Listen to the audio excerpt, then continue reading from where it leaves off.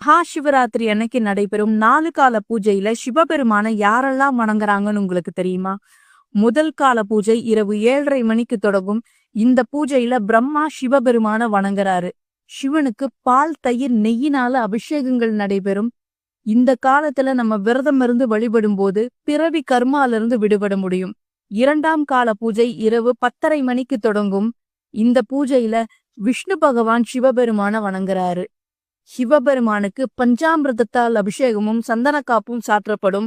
இந்த காலத்துல நம்ம விரதம் இருந்து வழிபடும் போது தனதானிய சம்பத்துக்கள் சேரும். 3ஆம் கால பூஜை நள்ளிரவு 12 மணிக்கு தொடங்கும். இந்த பூஜையில அம்பாள் சிவபெருமான வணங்குறாங்க. சிவபெருமானுக்கு தேன் அபிஷேகம் செய்து பச்சை கற்பூரம் வில்வத்தால அலங்காரங்கள் நடைபெறும். இந்த காலத்தை நம்ம லிங்கோத்பவ காலம்னு சொல்றோம்.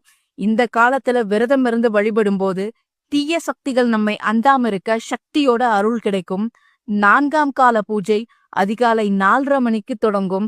இந்த பூஜையில 33 தேவர்களும் முனிவர்களும் ரிஷிகளும் பூதகணங்களும் மனிதர்களும் உலகத்தில் இருக்கும் அனைத்து ஜீவராசிகளும் சிவபெருமான பூஜிக்கிறதா கருதப்படுது. இந்த சிவராத்திரி அன்னைக்கு நாமும் விரதம் இருந்து வழிபட்டு சிவனோட அருளை பெறுவோம்.